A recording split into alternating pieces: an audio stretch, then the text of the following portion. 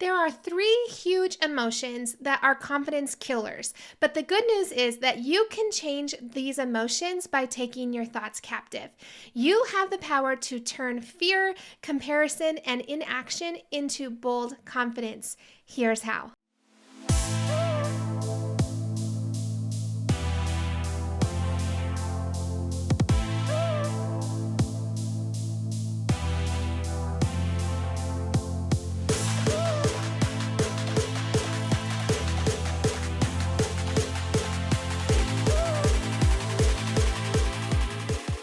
Hey there, and welcome back to The Renewed Mind. We are continuing our confidence series, and I am so excited to share with you today 3 confidence killers and how you can turn these around to build your confidence. Now, if you want to check out the previous videos on how to build a confidence mindset and 3 things that confidence helps you to avoid, I will leave links in the description for you, and you can check out the entire series. So today we're talking about 3 confidence killers that really impact women especially. The biggest confidence killer that I see in my own life, in the lives of my friends and my clients, is fear. And I can really narrow down fear to the fear of 3 different things. So it's so funny. I was watching some reruns of the old TV show Monk, and he is basically afraid of everything. He's afraid of germs and afraid of people and afraid of everything. And I have noticed 3 big fears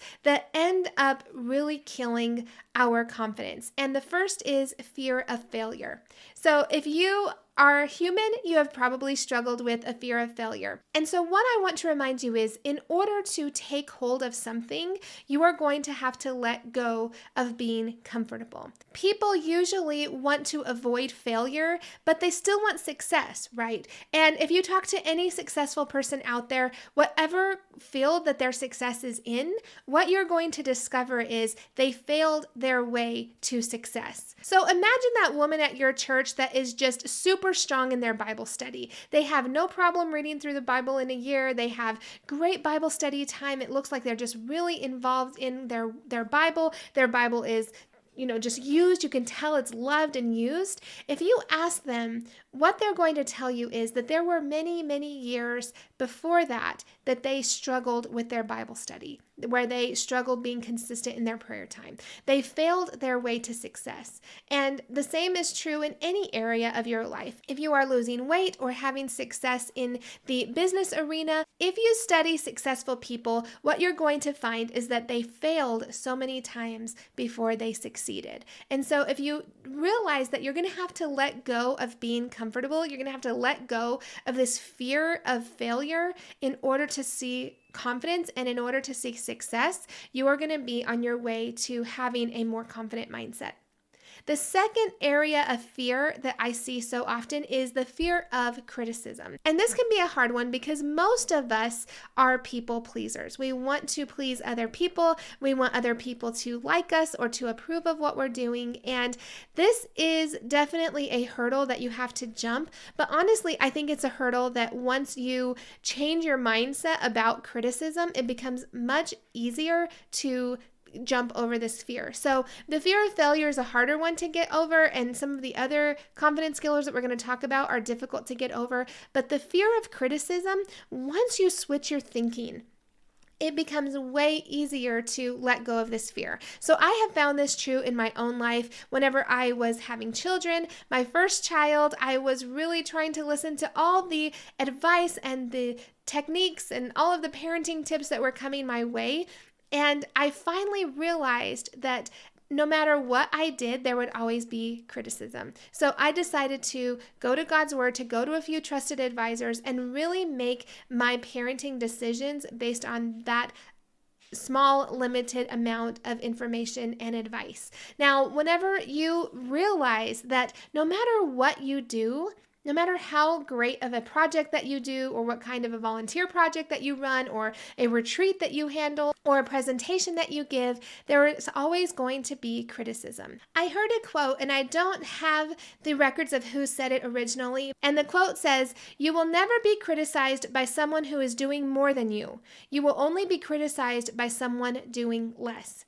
So often we forget that whenever we are being criticized, it's usually by people who have the time to criticize other people, right? So my husband has a YouTube channel, and it's all about our business, our brick and mortar business. And we sometimes get critiques on the videos that maybe the audio isn't that great or something like that. And we always work to do the best that we can.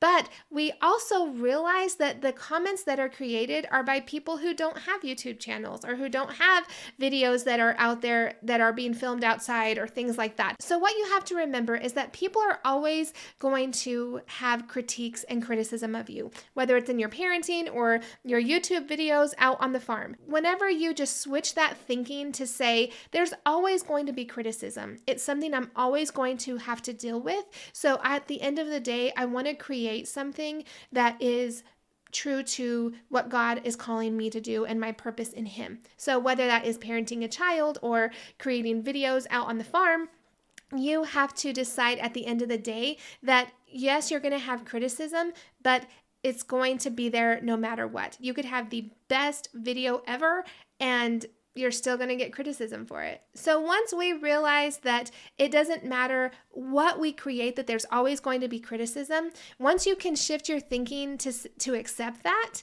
then you can jump over this fear super quickly, and you build your confidence in the process, because you can take criticism and take it for what it is and maybe make changes. For instance, in that video that someone was complaining about our audio, we took that to heart. We decided that we could get a new microphone for our outdoor videos, and now our audio in our outdoor videos is a lot better. So you can take that criticism and decide, is this something that I want to use to better myself, or is this something I just need to let go of? And once you do that, you're going to see more confidence in your life. The last area of fear that I wanted to share in this first point is the fear of rejection.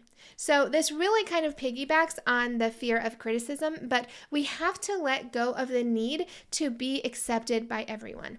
Every leader has people that they repel, but that doesn't negate their success or their confidence. And if you think about it, even Jesus repelled people. So when Jesus came giving this message of hope and truth and change, there were people that it repelled. The religious leaders, the people that had been following the law for a long time. He was repelling those kind of people, and Jesus was okay with that. He was okay with rejection from people. And what that does is it just solidifies where your message is supposed to go. So your message isn't for everybody. Your message, your product, your teaching, whatever it is that you're doing in the marketplace, it's not for everyone. And so if you are repelling certain people, see that as a badge of honor almost, to say, now I know who really needs what I'm teaching. So there are going to be people who watch videos of mine and they don't really like the biblical side of things, and they're going to go find another mindset coach to learn from. And so whenever I repel, not on purpose, but those people are repelled by my message, I have to learn to say, okay, they're not the person that I need to speak to. They're not the person that I'm called to reach. And the people who I am called to reach are people like you that are watching and listening and really gaining truth and knowledge from what I'm teaching from God's Word. So that fear is a huge confidence killer. And those are three kind of subcategories of fear that I see most often. But the second emotion that I find that kills confidence is comparison.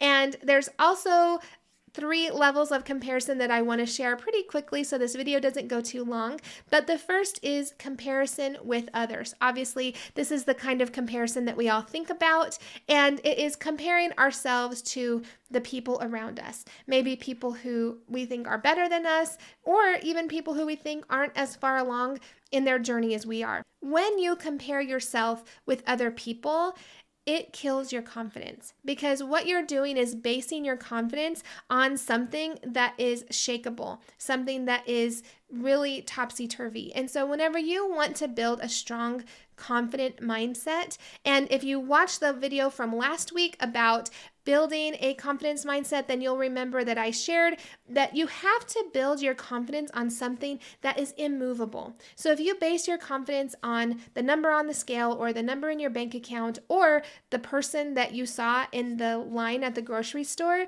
that means that your confidence is going to ebb and flow with the circumstances around you. And nobody wants that, right? Nobody wants confidence that is not really very sturdy, right? We want to have unshakable confidence. We want to have confidence that is always there and immovable. And the only way that we can do that is by getting our worth and our confidence from Christ. So whenever you compare yourself with other people, that is when you're going to kill any kind of confidence that you may have built up. Another person that we might compare ourselves to is influencers. So I wanted to make this separate from just other people, because so often we can compare ourselves with others, people that we know personally, and then we can also compare ourselves with people that we're comparing our reality to their Instagram-worthy photos. And so whenever you are comparing yourself with influencers, whether or not that is their green way of living, or what they look like,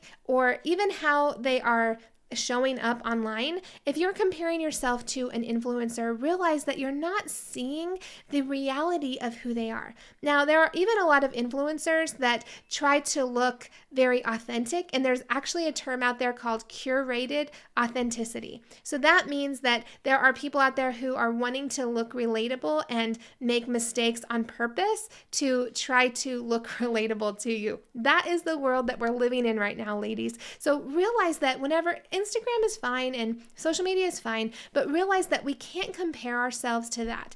It is one thing to be inspired and encouraged by someone, maybe even a Bible teacher or someone that you follow online. It is a completely different animal altogether to compare yourself to them and say, unless I am like them, or unless I do what they do, then I can't be effective in the kingdom, or I'm not satisfied with the way I look if I don't match up to this ideal that we see with influencers online. The last area of comparison that I really want to talk about today is comparison with your past self. So often there are quotes that say, I just want to be better than I was yesterday. And I understand the idea behind these quotes. They're trying to say, don't compare yourself with other people, just compare yourself with yourself. And I don't want to just be negative about that kind of quote, because I know where they're coming from. But there is a danger in comparing yourself with the person you were yesterday.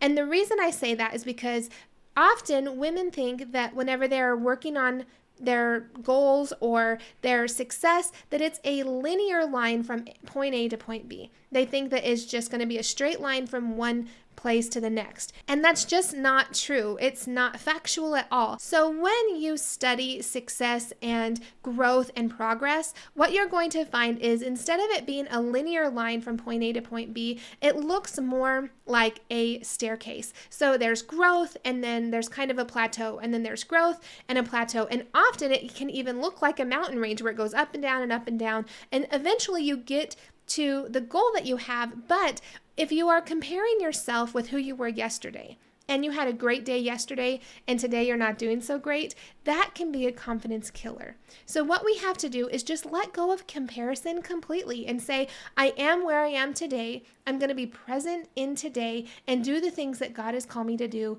today in this time for this season. And let that be okay. Really be accepting of the process of growth and really the process of building your confidence as well. And the last confidence killer that I want to touch on is inaction. If you haven't watched my entire video on what to do when you lack motivation, I will leave a link in the description for you. But that is definitely a great resource for you if you feel unmotivated or you're not taking action on the goals or the purpose that God has for you. So really what it boils down to is, whenever we are feeling confident, we're willing to step out in faith to accomplish what God is calling us to do.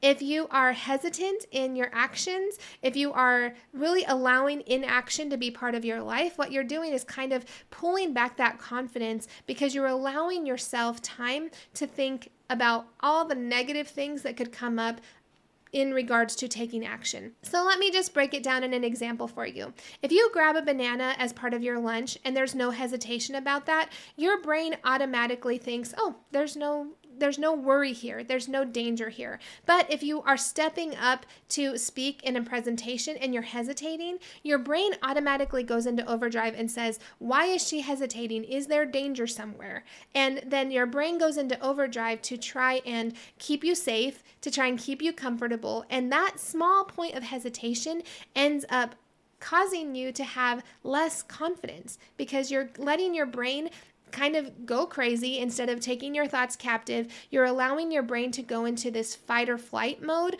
where you start having thoughts that are not conducive to your confidence. So make sure that you check out that video to get more in depth on inaction. But inaction is definitely a confidence killer. If you want to continue your growth in a confidence mindset, make sure that you're willing to take action, to step out in faith, to believe that what God has called you to do, He will also equip you to do. So for all of my subscribers this month, during this confidence series, I have a free downloadable workbook all about confidence and letting go of insecurity and having really affirmations that are built from God's word to build your confidence. So if you are interested in grabbing that, make sure that you get the link in the description. It is free for any of my subscribers, so make sure to download that today. And if you want to check out some of the other programs that I offer, there is one in particular that I think would be perfect if you are struggling with comparison or fear or inaction, and that is the Mindset Reset. It is a 6-week groundbreaking course that is all about mindset, but from a biblical perspective. So if you need a reset on your thinking, if you want to really have more balance in your emotions and experience actions that really line up with the success that you want to have, but come from a very natural and organic place, then make sure to check that out today. I'll leave a link in the description for you for that as well. And I will see you next time. Thanks for watching.